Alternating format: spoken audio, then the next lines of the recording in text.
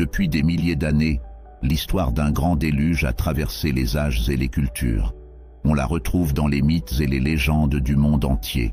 Ces récits parlent d'un cataclysme où l'eau a tout englouti, détruisant des civilisations entières et épargnant seulement une poignée de survivants. Mais si ces histoires n'étaient pas que des fables, et si elles cachaient une vérité sur notre passé, sur l'existence d'êtres puissants comme les Anunnaki, qui auraient influencé le destin de l'humanité? Voyons ce que ces récits anciens nous racontent et essayons de comprendre ce qui pourrait se cacher derrière ces légendes. Le déluge est un thème universel. Les Sumériens, les Babyloniens, les Grecs, les Hindous, les Chinois et même les peuples d'Amérique du Nord ont des récits qui parlent d'une grande inondation. Dans chaque version, on trouve des similitudes frappantes. Une colère divine, des eaux qui submergent tout et un héros qui construit un bateau pour sauver la vie. Prenons l'exemple de la Mésopotamie, une région qu'on appelle souvent le berceau de la civilisation. Là-bas, les Sumériens ont laissé des récits écrits sur des tablettes d'argile. L'une de ces histoires raconte celle de Ziusudra, ou Utnapishtim chez les Babyloniens, un roi sage qui a été averti par le dieu Enki qu'un déluge allait détruire le monde. Enki lui a donné des instructions pour construire une arche et sauver les espèces vivantes. Ce récit ressemble étrangement à l'histoire de Noé dans la Bible, mais il est beaucoup plus ancien.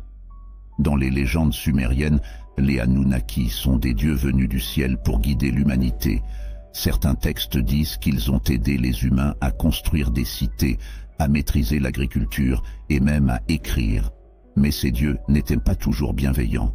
Selon les mythes, ils ont parfois puni l'humanité pour sa méchanceté ou sa désobéissance. C'est ce qui aurait mené au déluge. D'après les textes anciens, les Anunnaki étaient divisés.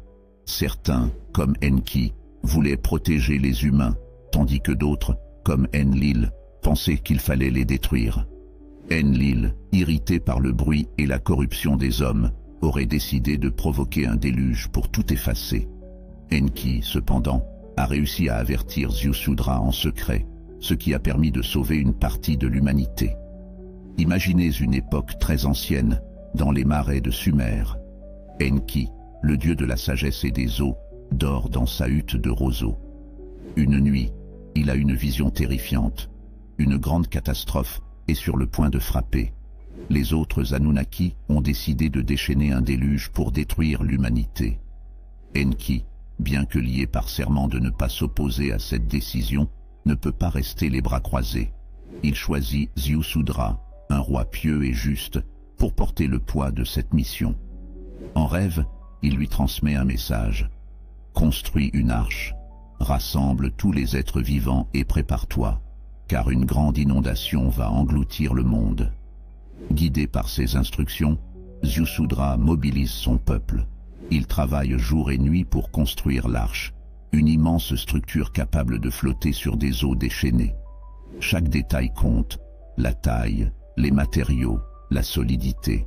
Finalement, lorsque l'arche est prête, Ziusudra rassemble sa famille et un couple de chaque espèce animale pour les abriter. Le jour fatidique arrive. Des nuages noirs recouvrent le ciel, la pluie commence à tomber, et rapidement, elle devient un torrent. Les rivières débordent, les terres sont englouties, et les villes disparaissent sous les flots. Pendant 40 jours et 40 nuits, la tempête fait rage. À bord de l'arche, Ziusudra et ses compagnons prient pour leur survie, tandis que le monde autour d'eux est réduit à néant. Les Anunnaki, depuis leur demeure céleste, observent avec un mélange de satisfaction et de regret. Ils réalisent l'ampleur de la destruction qu'ils ont provoquée. Finalement, la tempête s'arrête. La pluie cesse, et les eaux commencent lentement à se retirer. L'arche finit par s'échouer sur le mont Nizir, une montagne solitaire entourée d'eau. Après plusieurs jours, Ziusudra envoie une colombe et un corbeau pour chercher des signes de terre sèche. Quand la colombe revient avec un brin d'olivier, c'est un signe que la vie est possible à nouveau. Ziusudra, sa famille et les animaux quittent l'arche pour fouler une terre silencieuse. comme une toile vierge prête à accueillir un nouveau chapitre de l'humanité. Plein de gratitude, Ziusudra offre des sacrifices aux dieux qui promettent de ne plus jamais provoquer un tel cataclysme. Le récit de Ziusudra présente des ressemblances troublantes avec celui de Noé dans la Bible, mais aussi avec des histoires d'autres cultures. Par exemple, l'épopée de Gilgamesh, Babylonie. Utnapishtim, un personnage similaire à Ziusudra, construit une arche pour survivre au déluge. La mythologie hindoue. Manu, le premier homme, est averti par le dieu Vishnu d'un déluge imminent. Il construit un bateau pour sauver les espèces vivantes. Les mythes grecs. Deucalion et Pyrrha survivent à un déluge envoyé par Zeus pour punir l'humanité.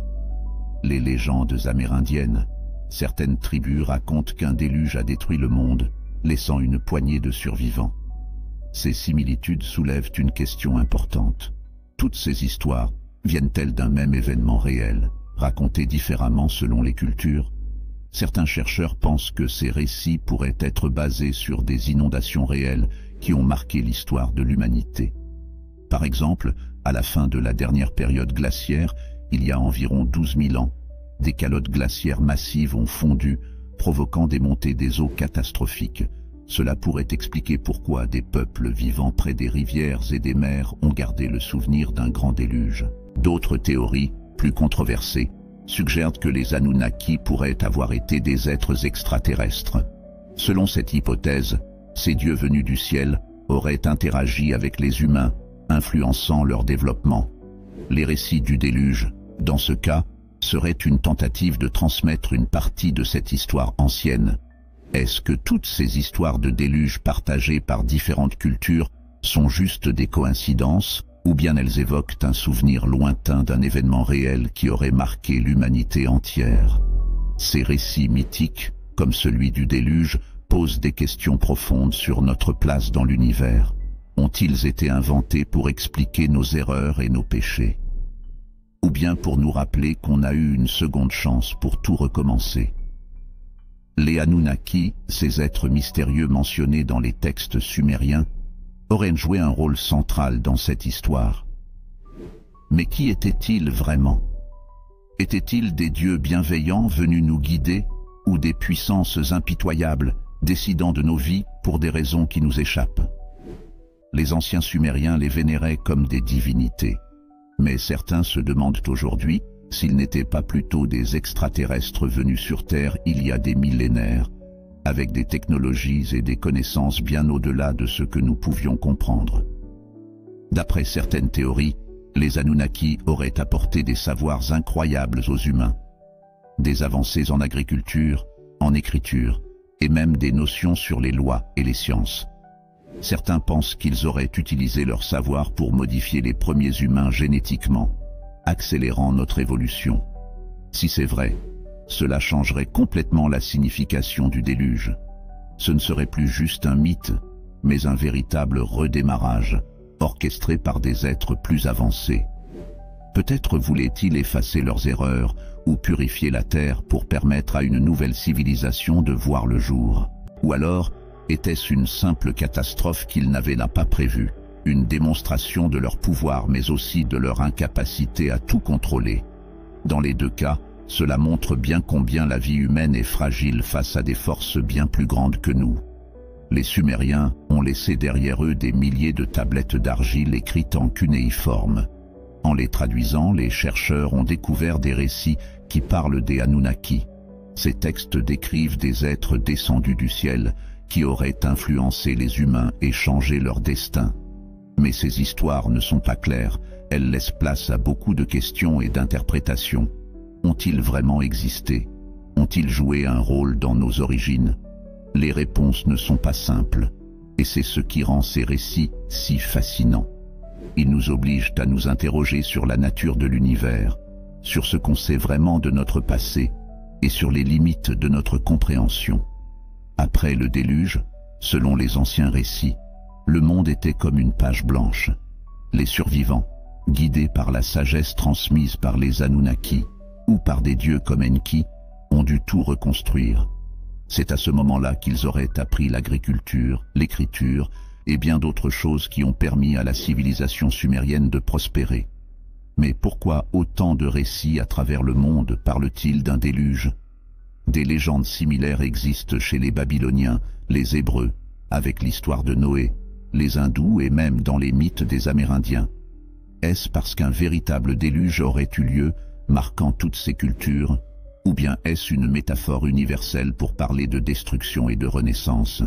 La réponse reste un mystère. Dans les temps anciens, des tablettes sculptées dans ce magnifique matériau étaient utilisées pour graver des récits et des souvenirs. Ces tablettes n'étaient pas seulement des supports d'écriture, elles représentaient des fragments d'un monde où les humains levaient les yeux vers le ciel pour comprendre leur place dans l'univers. Elles racontaient des histoires de dieux, de rois, de voyages dans les étoiles et de pouvoirs terrestres. Les inscriptions gravées dessus parlaient de grandeur, de mystère et de découverte. Mais que cachent-elles réellement? Sont-elles simplement des traces d'une époque révolue ou renferment-elles des secrets plus profonds? Peut-être des indices sur des technologies oubliées, des philosophies anciennes ou même des trésors cachés. Depuis des siècles, ces tablettes de lapis-lazuli intriguent les chercheurs, les rêveurs et les curieux. Chaque symbole gravé, chaque ligne sculptée est une clé potentielle pour comprendre le savoir perdu de nos ancêtres. Leur couleur bleu profond, parsemée d'or et de mystère, a toujours captivé ceux qui cherchent à déchiffrer les messages qu'elles pourraient contenir. Pourtant, les réponses restent voilées par le temps. Dans l'ancienne Mésopotamie, le lapis-lazuli était la pierre la plus précieuse, associée à la royauté et aux dieux. Sa couleur rappelait le ciel nocturne, une toile où les divinités écrivaient leurs histoires. Les Sumériens utilisaient ces tablettes non seulement pour consigner des faits du quotidien, mais aussi pour transmettre des mythes et des observations astronomiques. Les Égyptiens, eux, étaient tout aussi fascinés par cette pierre céleste. Ils l'utilisaient dans leurs rituels funéraires et pour créer des pigments sacrés, comme celui utilisé dans le célèbre masque mortuaire de Toutankhamon. Ce masque, orné de lapis-lazuli, symbolisait le pouvoir divin et le voyage de l'âme vers l'au-delà. Les tablettes en lapis-lazuli n'étaient pas de simples objets d'écriture. Elles avaient une signification spirituelle profonde, perçues comme des fragments du ciel incarnés sur terre. Elles symbolisaient une connexion entre les humains, les dieux et l'univers tout entier. Aujourd'hui, ces vestiges du passé continuent de nous fasciner. Chaque tablette, chaque fragment est une fenêtre sur un monde ancien, sur des civilisations qui cherchaient à comprendre l'univers. Elles nous rappellent que, même dans les temps anciens, les humains regardèrent les étoiles avec émerveillement, posant des questions sur leur place dans le cosmos. Dans les antiques cités de Mésopotamie, les Sumériens, grands observateurs du ciel, utilisaient des tablettes façonnées en lapis-lazuli pour capturer et préserver leurs connaissances. Ces artefacts, d'une beauté saisissante et d'une rareté incomparable, n'étaient pas de simples outils scientifiques. Ils étaient des ponts entre l'humain et le divin, des symboles de pouvoir et de mysticisme. Sur ces tablettes, les Sumériens inscrivaient des épopées grandioses de dieux et de héros. Ces histoires, bien plus qu'un simple divertissement, servaient à transmettre des valeurs fondamentales, des croyances religieuses et une profonde compréhension de l'univers. L'une des plus fascinantes tablettes découvertes à Nippur dévoile une carte stellaire précise, marquant constellations et corps célestes avec une étonnante exactitude.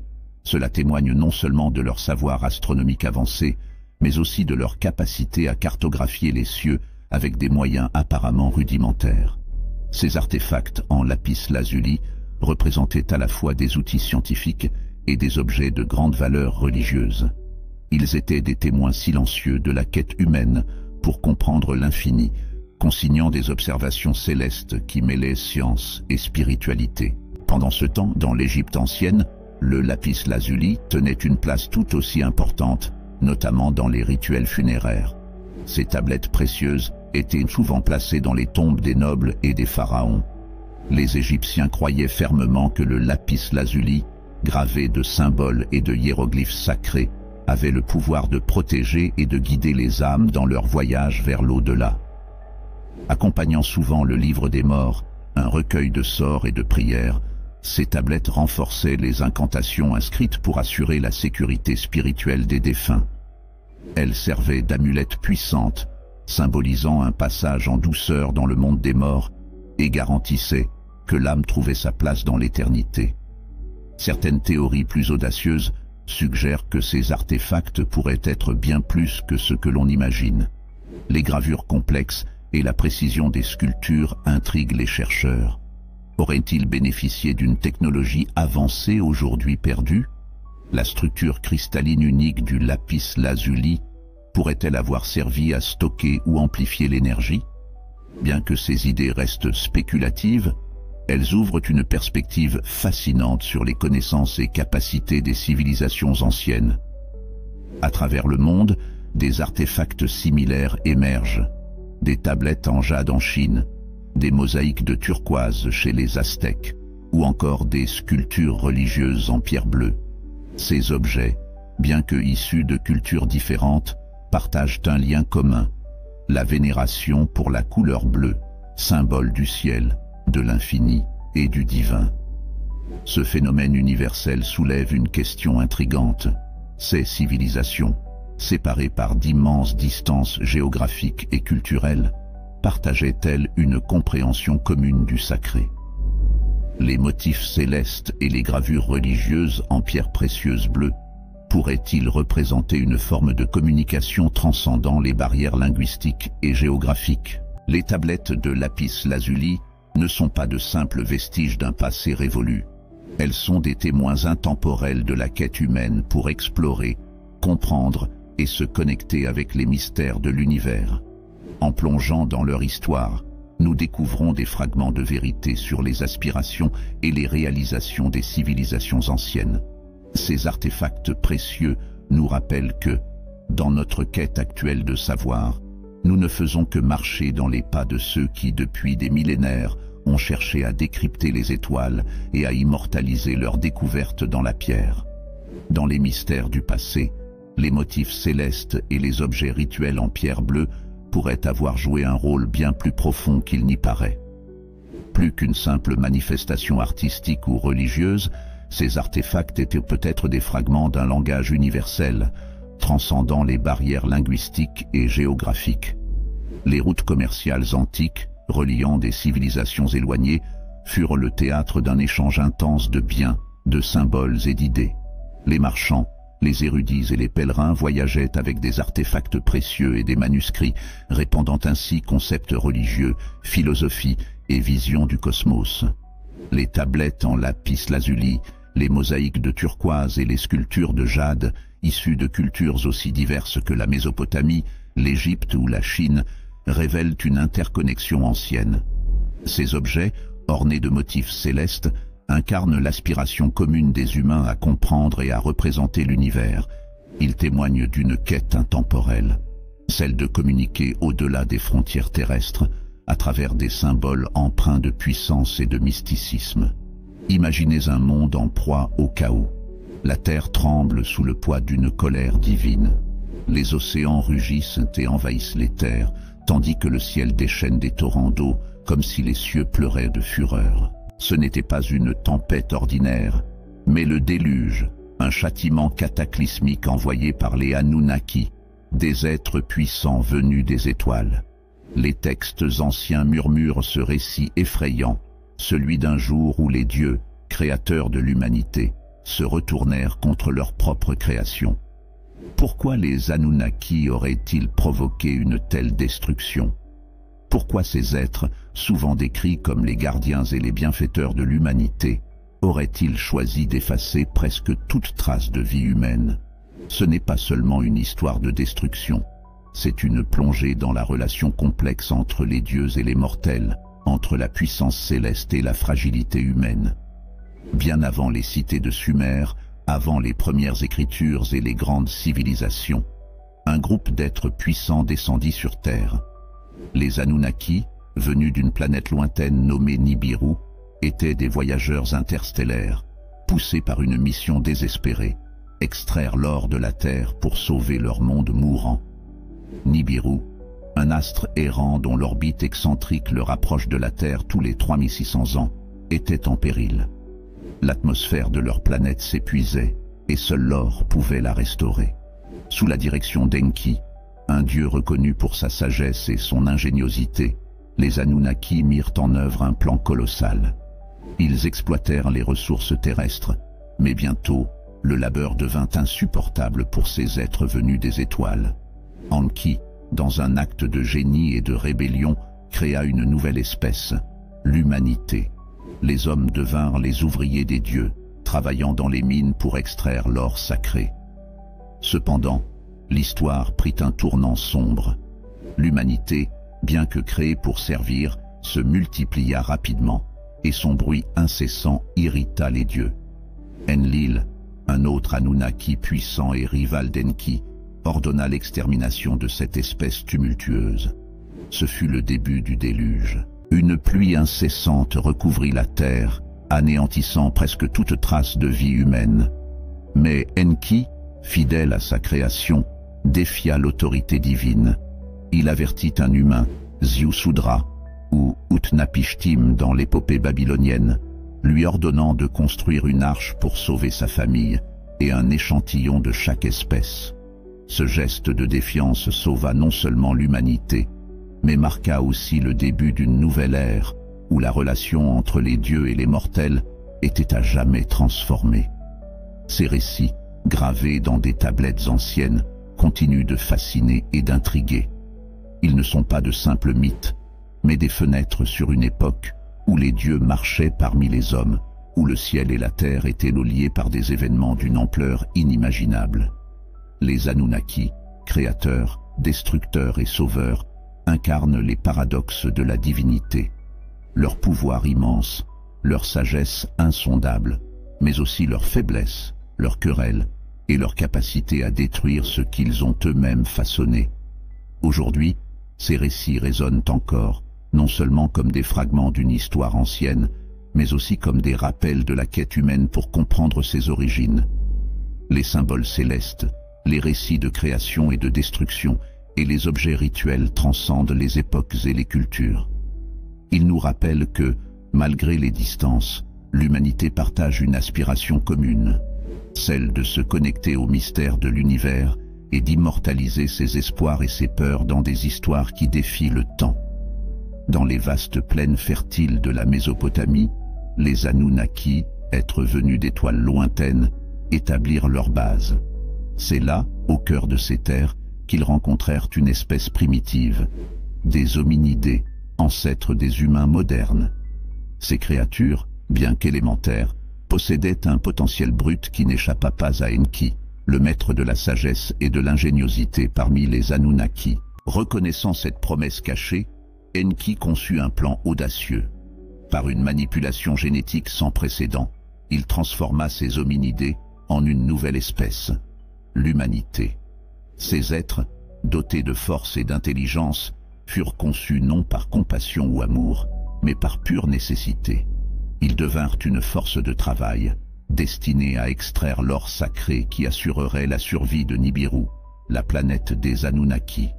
Ainsi naquit l'humanité, façonnée dans les laboratoires divins, non comme des enfants des dieux, mais comme leurs serviteurs. Pendant un temps, une harmonie fragile s'installa. Les humains travaillaient sous l'œil vigilant de leur créateur, tandis que les Anunnaki supervisaient cette civilisation en devenir. Mais cette paix ne tarda pas à se fissurer. Au fil du temps, les humains prirent conscience de leur servitude et commencèrent à rêver de liberté. Leurs murmures de rébellion devinrent des cris, et leur désobéissance troubla profondément leur maître. Les tensions éclatèrent parmi les Anunnaki eux-mêmes. Enlil, le frère d'Enki, voyait l'humanité comme une nuisance croissante. Leur bruit incessant, leur colonisation rapide des terres et leur multiplication incontrôlée nourrissaient son mépris. À ses yeux, les humains n'étaient qu'un fléau, une perturbation de l'ordre naturel. Enki, cependant, défendait ses créations avec ferveur. Il voyait en elles une promesse d'évolution, une étincelle divine qui, si elle était nourrie, pourrait s'épanouir en quelque chose d'extraordinaire. Le conseil des Anunnaki, devint le théâtre de débats houleux. Enlil plaidait pour l'éradication des humains, convaincu qu'ils finiraient par provoquer la chute des dieux eux-mêmes. Ils sont bruyants, désobéissants, et leur désir insatiable d'expansion empiète sur nos terres. Ils sont une menace pour notre domination, déclarait-il, sa voix résonnant dans la salle du conseil. Enki, fidèle à sa vision, s'opposait à cette décision. Ils sont nos créations, et avec guidance, ils peuvent atteindre une grandeur insoupçonnée. Leur capacité à aimer, à créer et à innover ne doit pas être sous-estimée. Mais ces mots peinaient à convaincre les autres dieux. La peur et le mépris pour l'humanité gagnaient du terrain. Finalement, la sentence tomba. L'humanité devait être détruite. Pourtant, Enki ne pouvait se résoudre à abandonner ceux qu'il avait créés. Lié par un serment envers les Anunnaki, il ne pouvait pas s'opposer directement à leur décision.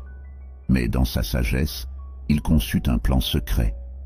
Utnapishtim, un homme juste et pieux, fut choisi pour être l'instrument de son salut. Une nuit, Enki lui apparut en rêve et lui transmit des instructions précises. « Construis une arche », ordonna-t-il. « Elle devra être assez grande pour abriter ta famille, un groupe soigneusement choisi d'humains et des couples d'animaux représentant la diversité de la vie. Chaque détail est crucial, chaque mesure doit être exacte, car bientôt une tempête s'abattra et elle ne laissera derrière elle que désolation. » Utnapishtim se mit immédiatement à l'œuvre. Sous un ciel sombre et chargé, il rassembla des matériaux et travailla sans relâche, gardant le secret sur sa mission. L'arche devint un sanctuaire, un bastion de survie dans un monde condamné. Les ouvriers s'activaient sans relâche, leur silhouette dansante à la lumière vacillante des torches.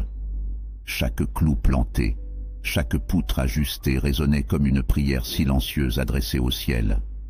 Sous la direction discrète mais résolue d'Enki, l'arche prenait forme, monument de survie au cœur d'un monde condamné. Les gouttes de sueur mêlées à l'huile des torches racontaient une histoire d'espoir fragile. Pendant qu'Utnapishtim s'efforçait de réaliser cette tâche sacrée, Enki agissait dans l'ombre. Manipulateur de génie, il détournait l'attention des autres Anunnaki, dissimulant le moindre indice qui aurait pu révéler le plan audacieux. Le destin d'un monde entier dépendait de la discrétion d'un seul homme et de la ruse d'un dieu. L'aube fatidique se leva sur un ciel d'encre, lourd de menaces. La terre elle-même semblait se plier sous le poids de l'inévitable. Lorsque la première goutte de pluie heurta le sol, ce fut comme le prologue d'une tragédie cosmique.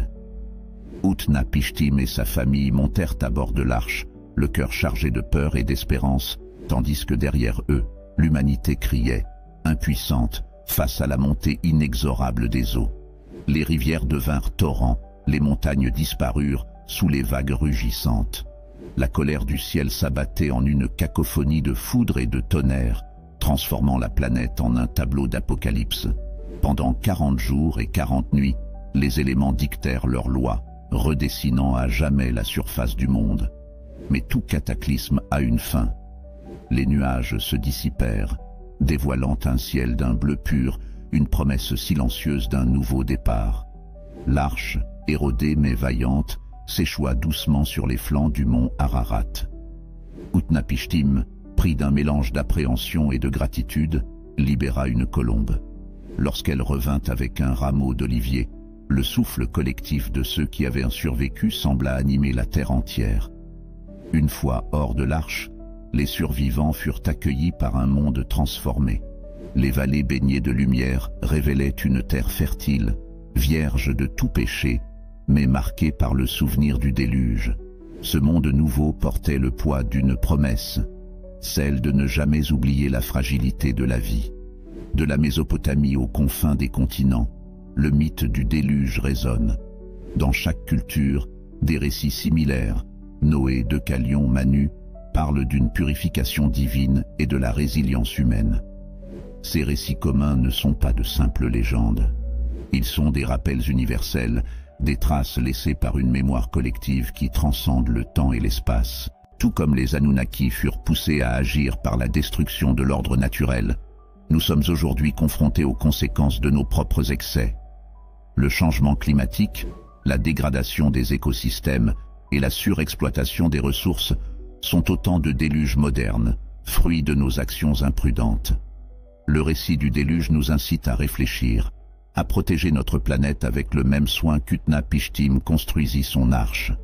Majestueuse, défiant le temps, les montagnes ont toujours été des lieux où le divin semble à portée de main. Elles sont des témoins silencieux de la rencontre entre le sacré et le profane. Mais si les légendes contiennent une part de vérité, et si ces sommets, adorés depuis des millénaires, étaient en réalité des points de convergence, des lieux où les Anunnaki, ces visiteurs d'un autre monde, établirent leur base. Les textes sumériens parlent d'une quête, celle de l'or, précieux métal nécessaire à la survie de leur planète. Et si les montagnes sacrées abritaient encore aujourd'hui des secrets ancestraux, ces lieux mystiques pourraient-ils contenir des indices sur les Anunnaki, leurs technologies avancées et leur impact sur l'histoire humaine? Les Anunnaki, êtres d'une sagesse ancienne et dotés de technologies avancées, auraient instinctivement choisi ces hauteurs comme sanctuaires. Les sommets, inviolables par les eaux tumultueuses, étaient des forteresses naturelles, des bastions stratégiques leur permettant d'observer et de comprendre ce nouveau monde. Les montagnes, lieux sacrés pour les premiers humains, auraient servi un but bien plus pratique pour les Anunnaki. Ces cimes offraient non seulement une protection physique, mais aussi une base pour reconstruire une civilisation. Loin des dangers des plaines inondées, elles étaient parfaites pour planifier et coordonner leurs efforts de renaissance. Sur ces hauteurs, les Anunnaki auraient bâti des structures impressionnantes, à la fois pratiques et symboliques. Des ruines retrouvées aujourd'hui, temples, observatoires, plateformes mystérieuses, témoignent d'une architecture défiant les limites des capacités humaines anciennes. Ces vestiges révèlent une ingéniosité et une précision qui continuent de fasciner. Des Andes à l'Himalaya, d'anciennes plateformes monumentales jalonnent les cimes. Assemblées avec des pierres massives taillées et ajustées avec une précision déconcertante, ces structures semblent défier la logique des outils disponibles à l'époque. Leur emplacement sur des sommets souvent inaccessibles laisse penser qu'elles servaient un but bien spécifique. Certains théoriciens avancent qu'elles n'étaient pas seulement cérémonielles. Ces plateformes pourraient avoir été des pistes d'atterrissage pour les vaisseaux Anunnaki. Leur agencement stratégique et leur taille imposante soutiennent cette hypothèse. Imaginez des vaisseaux extraterrestres guidés par ces balises terrestres, se posant majestueusement au sommet des montagnes sacrées. Les montagnes elles-mêmes pourraient avoir été exploitées comme source d'énergie par les Anunnaki. Leur isolement et leur hauteur offrent des avantages uniques, notamment l'accès aux puissants courants telluriques naturels. Ces flux d'énergie auraient pu être canalisés pour alimenter des structures, des appareils, voire leurs vaisseaux. Cette idée soulève des questions fascinantes. Les Anunnaki étaient-ils capables d'utiliser l'énergie naturelle de la Terre pour soutenir leur technologie avancée? Cette symbiose entre nature et technologie est un concept que nous commençons à peine à comprendre aujourd'hui. Un autre élément intrigant est l'omniprésence des motifs jumeaux dans l'architecture ancienne, notamment sur les montagnes sacrées. Des pics jumeaux du mont Ararat aux piliers doubles des temples, ce symbole apparaît régulièrement.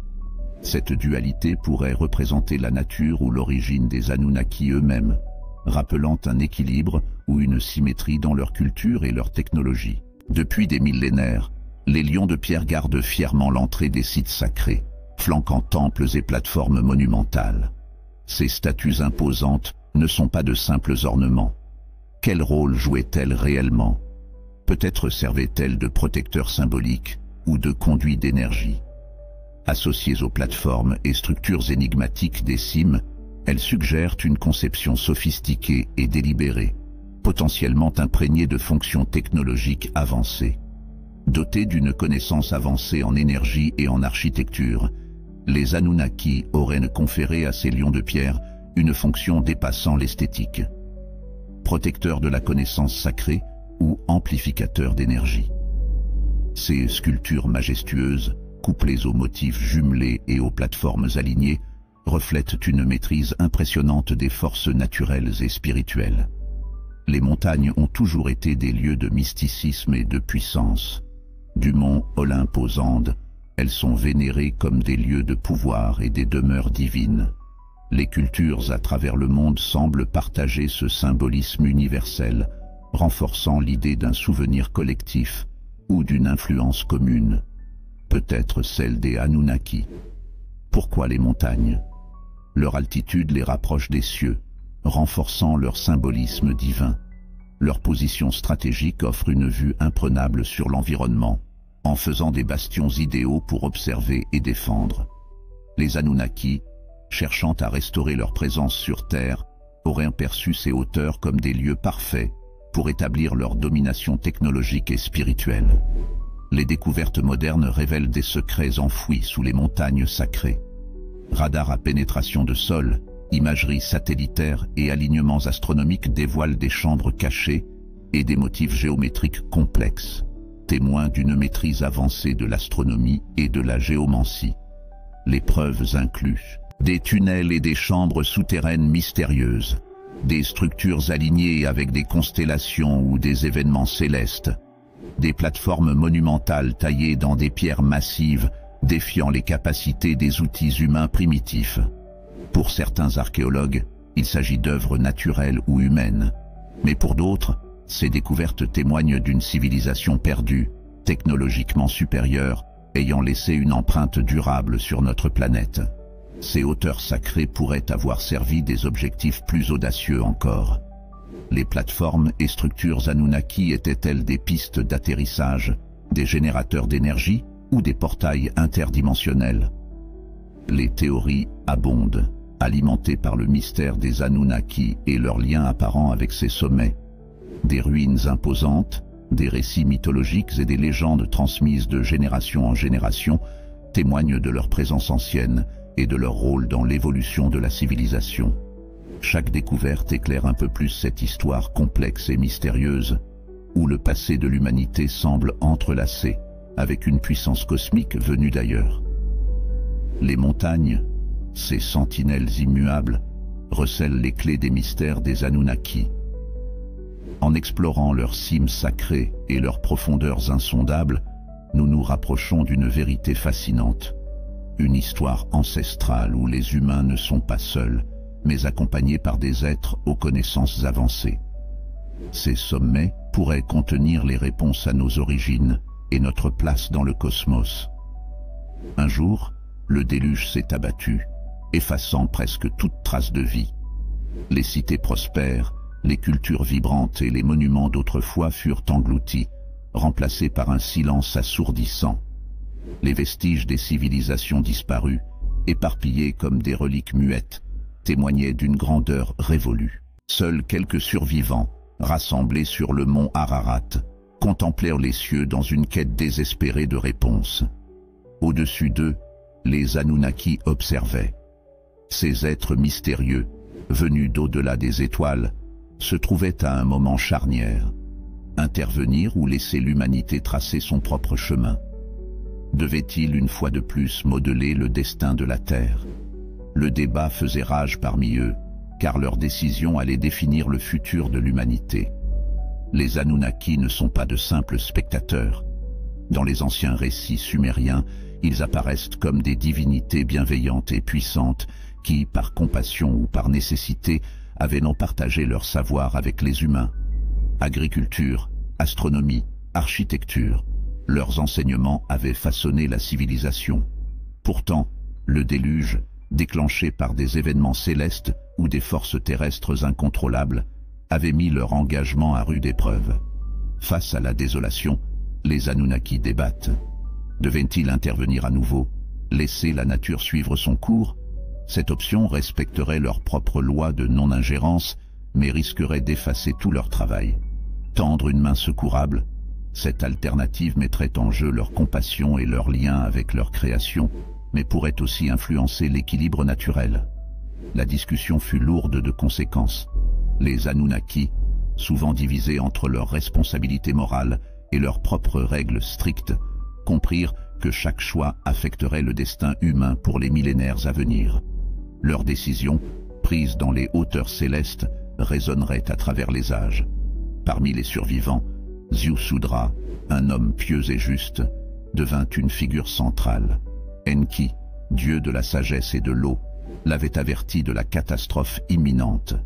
Sous ses instructions, Ziusudra construisit une grande arche, un refuge pour préserver la vie dans un monde en pleine destruction. Enki, ému par la corruption et la déchéance de l'humanité, avait décidé de sauver une fraction de cette civilisation. Son intervention ne représentait pas une simple assistance, mais un espoir pour un nouveau départ, un rappel que même dans les moments les plus sombres, une lueur de renouveau peut surgir. La survie de Ziusudra n'était pas le fruit du hasard. Enki, le dieu Anunnaki de la sagesse et de l'eau, avait méticuleusement planifié chaque détail de la mission, veillant à ce que Ziusudra et les siens soient protégés des forces déchaînées de la nature. Animé par une compassion profonde pour l'humanité, Enki voyait en Ziusudra un potentiel de renouveau. Il croyait que l'humanité pouvait apprendre de ses erreurs et bâtir un monde meilleur.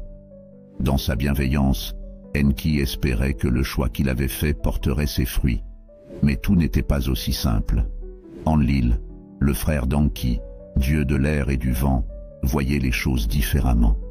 Pour lui, l'humanité était devenue trop perturbatrice, trop éloignée de sa raison d'être. Il pensait que le déluge n'était pas seulement une catastrophe, mais une purification nécessaire. Selon lui, seules des eaux déchaînées pouvaient effacer les péchés de l'humanité et ramener l'équilibre sur Terre. Le déluge était pour Enlil un acte de justice cosmique, un nettoyage complet avant un nouveau commencement. Leurs idées, opposées, créaient un dilemme divin: protéger l'humanité ou la laisser disparaître. Ce débat entre Enki et Enlil était plus qu'une simple divergence de points de vue divins. Il symbolisait les choix que l'humanité devait affronter, l'équilibre entre progrès et préservation, ambition et responsabilité. Au cœur de ce conflit, Ziusudra devint un symbole de résilience et de foi inébranlable. Son espoir et sa détermination à guider l'humanité vers un avenir meilleur finirent par convaincre même Enlil. Son prière fervente et sa dévotion à Enki touchèrent le cœur des dieux. Petit à petit, Enlil commença à voir la possibilité d'un nouveau départ pour l'humanité, fondé non pas sur la destruction, mais sur l'apprentissage des erreurs passées. Le consensus des dieux. Une seconde chance finalement, un consensus fut atteint parmi les dieux. Ils donnèrent à l'humanité une seconde chance, mais cette fois, sous des conditions strictes. Les Anunnaki s'engageaient à guider les hommes, veillant à ce qu'ils suivent un chemin de justice et de sagesse, apprenant des erreurs du passé pour bâtir un avenir plus harmonieux. Les Anunnaki, rénovateurs et enseignants, une fois la terre purifiée, les Anunnaki se mirent en mission pour raviver la flamme de la civilisation. Ils offrirent à l'humanité un précieux héritage, des connaissances essentielles pour reconstruire un monde brisé. Ils partagèrent les secrets de l'agriculture, de l'astronomie, de l'architecture et de la gouvernance, des dons choisis non pas pour la simple bienveillance, mais pour que l'humanité puisse rebâtir un monde plus juste. Les Anunnaki, avec leur maîtrise du génie génétique, auraient été à l'origine de l'homme moderne, lui conférant des capacités uniques, langage, pensée abstraite et organisation sociale complexe. Leurs enseignements se sont manifestés dans l'évolution soudaine de l'humanité après le déluge, un développement rapide, mais non sans condition. Après avoir guidé l'humanité à travers les épreuves du passé, les Anunnaki se retirèrent dans l'ombre, choisissant de ne plus régner directement sur les peuples. Leur influence restait cependant profonde et discrète, surveillant les événements du monde, guidant sans intervenir sauf en cas absolu de nécessité. Les civilisations humaines, telles que celles de la Mésopotamie et de la vallée du Nil, prospérèrent sous le regard vigilant des Anunnaki. Ces civilisations, bien qu'ayant leurs propres expressions culturelles distinctes, partageaient des similitudes frappantes: structure sociale, croyances religieuses et une profonde capacité architecturale. La question persistait: Ces similitudes étaient-elles le fruit du hasard ou bien le reflet d'un modèle fourni par les Anunnaki? Dans l'ancienne Sumer, la première civilisation connue au monde, les rois se réclamaient de la bénédiction des Anunnaki. Des ziggurats imposants, des temples élevant leurs cimes vers le ciel, étaient érigés en leur honneur, et les mythes racontaient la création de l'humanité par ces êtres divins. Ces mythes, souvent transmis de génération en génération, retraçaient le rôle des Anunnaki dans le déluge et leur influence continue sur les affaires humaines. Leur structure mégalithique, Stonehenge, les pyramides de Gizeh et les mystérieuses statues de l'île de Pâques sont devenus les témoins silencieux d'une ère révolue, alimentant les spéculations sur l'intervention d'une civilisation technologique avancée. Bien que les Anunnaki se soient retirés du pouvoir direct, leur influence persistait. Par l'intermédiaire de prêtres, scribes ou rois soigneusement choisis, ils continuèrent à transmettre leur sagesse, à rendre justice et à guider l'évolution du droit, de la morale et de la spiritualité humaine. Ces intermédiaires agissaient comme gardiens de la connaissance sacrée, veillant à ce qu'elle soit transmise intacte à travers les âges. Les leçons, souvent voilées de mythes et d'allégories, avaient pour objectif de conduire l'humanité vers une voie d'illumination et d'harmonie. Les mythes, bien qu'apparaissant comme des récits populaires, contenaient des vérités profondes et des enseignements essentiels pour la survie et le progrès de la civilisation. Un exemple frappant de ces enseignements se trouve dans l'épopée de Gilgamesh, l'une des plus anciennes œuvres littéraires qui nous soit parvenue.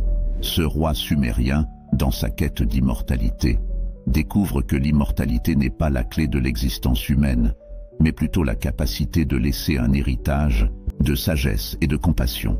À travers ces épreuves, guidé par l'intervention divine, Gilgamesh apprend des leçons profondes sur la vie, la mort et l'héritage humain. Cette quête, bien plus qu'une recherche de vie éternelle, devient un voyage symbolique illustrant les vérités universelles que les Anunnaki transmettaient. Les enseignements des Anunnaki ne se limitaient pas aux élites. Ils étaient destinés à tous les individus, des rois aux paysans, des prêtres aux artisans. Chaque personne, quelle que soit sa position sociale, jouait un rôle essentiel dans le grand schéma de l'humanité. Cette sagesse imprégnait toutes les couches de la société, influençant les codes moraux, les coutumes sociales et les croyances spirituelles. Des marchés, des temples et des foyers étaient des lieux où ces enseignements étaient non seulement partagés, mais activement mis en pratique.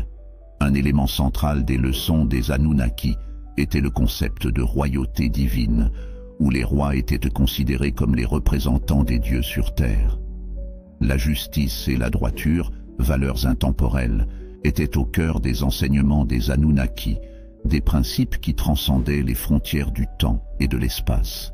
La nature cyclique de la vie et de la mort, un concept récurrent dans les rituels funéraires, rappelle à l'humanité que la continuité et le renouveau sont essentiels à l'équilibre du monde.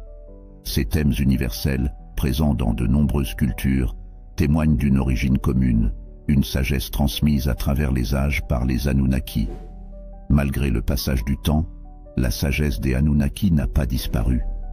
Même si parfois oubliée ou négligée, elle continue de résonner à travers les âges, nous rappelant notre connexion profonde avec le passé et notre potentiel pour l'avenir.